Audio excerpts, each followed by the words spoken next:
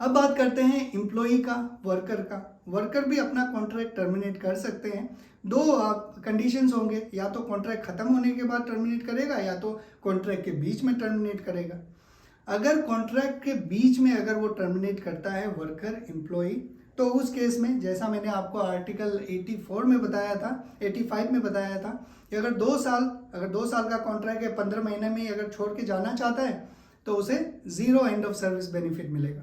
अगर 2 साल से 5 साल के बीच में अगर कॉन्ट्रैक्ट टर्मिनेट करता है, अगर कॉन्ट्रैक्चुअल ड्यूरेशन कंप्लीट ना हो और बीच में अगर छोड़ना चाहे और वो ड्यूरेशन 2 साल और 5 साल के बीच में आता हो, तो उस केस में 33% बस एंड ऑफ सर्विस बेनिफिट मिलेगा। और वही अगर 5 साल और 10 साल के बीच में अगर ड्यूरेशन हो और कॉन्ट्रैक्चुअल ड्यूरेशन खत्म ना हो रहा हो और बीच में छोड़ के जा रहे हो, उस केस में सिर्फ 66% एंड ऑफ सर्विस बेनिफिट मिलेगा। बाकी के जो पैसे हैं, वो बाकी के जो रियाल्स है वो काट लेंगे कंपनी। ओके। और जो 10 साल के बाद अगर कंपनी अगर छोड़ रहा है, तो कभी भी छोड़ रहा है कॉन्ट्रैक्ट के बीच में, कॉन्ट्रैक्ट के बाद में, तो उसे फुल एंड फाइनल सेटलमेंट मिलेगा। इसमें एक और आर्टिकल है, आर्टिकल 81।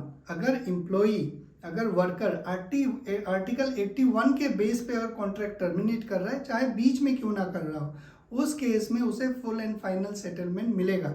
आर्टिकल 81 के ऊपर भी मैंने एक वीडियो बनाया है, डिस्क्रिप्शन में लिंक दे दूंगा, आप देख लीजिएगा। अगर कंपनी अपना ऑब्लिगेशन पूरा नहीं करता है तो आप अपना कॉन्ट्रैक्ट टर्मिनेट कर सकते हैं कभी भी, आर्टिकल 81 के बेस पे। तो आप अगर 81 के बेस में कर रहे हैं, बेशक आप बीच में क्यों ना कर रहा हो, आपको 100% एंड ऑफ सर्विस बेनिफिट मिलेगा। और एक आर्टिकल है, आर्टिकल 87, ये फीमेल वर्कर के लिए है। अगर आर्टिकल 87 के बेस पे अगर फीमेल वर्कर टर्मिनेट करते हैं तो उनको फुल एंड फाइनल सेटलमेंट मिलता है। ये भी एक वीडियो है जो मैंने आप लोगों के साथ पहले शेयर करा था, लिंक दे दूंगा डिस्क्रिप्शन में, चेक कर लीजिएगा।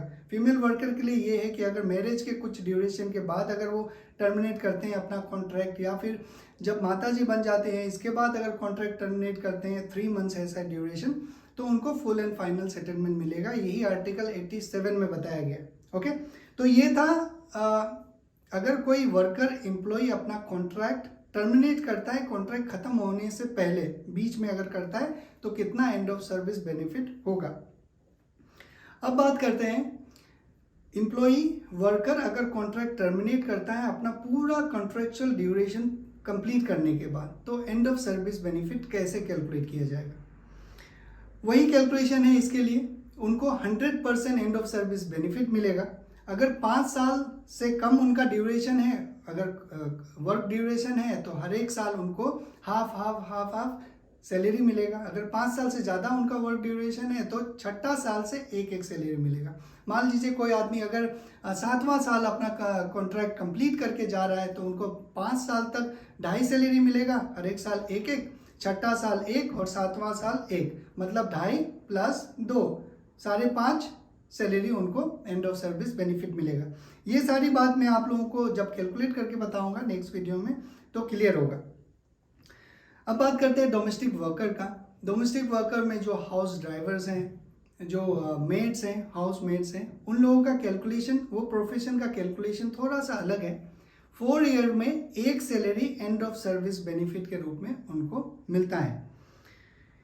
ये सारे थे एक general outline end of service benefits के बारे में। कल ट्विटर स्पेस में मैं सोच रहा हूँ कि इसी टॉपिक के बारे में डिस्कस करूँ आप लोगों के साथ। अराउंड 7 बजे सऊदी टाइम के 7 PM लगभग मैं आप लोगों को ट्विटर में इन्विटेशन भेजूंगा। जिन लोगों को ज्वाइन करना है वो डिस्कशन ज्वाइन कर सकते हैं, ताकि मैं भी जितना मुझे पता है वो सारी बातें आप लोगों के साथ शेयर करूँ। ट्विटर का लिंक मैं डिस्क्रिप्शन में दे दूंगा, और जब मैं शेड्यूल कर दूंगा ट्विटर स्पेस का जो इवेंट, उसका भी लिंक मैं डिस्क्रिप्शन में दे दूंगा। तो आज के लिए बस इतना ही। अगले वीडियो में मैं आपको कैलकुलेशन करके बताऊंगा सारे कंडीशंस के बेस में, और ये भी बताऊंगा आर्टिकल 88 के बेस में कैसे आप अपना end of service benefit claim कर सकते हैं कंपनी से। कंपनी के पास कितना ड्यूरेशन रहेगा आप जब टर्मिनेट करते हैं अपना कॉन्ट्रैक्ट, या फिर कंपनी अगर आपका कॉन्ट्रैक्ट टर्मिनेट करता है तो कैसे, कितने ड्यूरेशन में उनको एंड ऑफ सर्विस बेनिफिट्स और फुल एंड फाइनल सेटलमेंट करना पड़ेगा। और एक आर्टिकल है, आर्टिकल 74, 75 एंड 77। ये भी आने वाले वीडियोस में मैं आपको बताऊंगा, क्योंकि आर्टिकल 77 बहुत ही इंपॉर्टेंट है। इसीलिए क्योंकि कई बार आपने सुना होगा कि कंपनी वाले बोल रहे हैं कि इतना रियाल दो तभी मैं तुम्हें एग्जिट वीज़ा दूंगा। तो ये आर्टिकल 77 है कि अगर कोई भी कॉन्ट्रैक्ट बिना वैलिड रीजन के तहत टर्मिनेट किया जाता है तो ईदर पार्टी को कंपनसेट करना पड़ता है। मान लो अगर वर्कर ने कॉन्ट्रैक्ट टर्मिनेट करा तो कंपनी को कंपनसेट करना पड़ेगा, वर्कर कंपनी को कुछ रियाल देने पड़ेंगे, जो भी कैलकुलेशन रहेगा। अगर कंपनी टर्मिनेट करता है तो वर्कर को वो उस हिसाब से कंपनसेट करना पड़ेगा। ये आर्टिकल 77 में बताया गया है। तो आज के लिए बस इतना ही। आप अपना ख्याल रखिए। Thank you very much.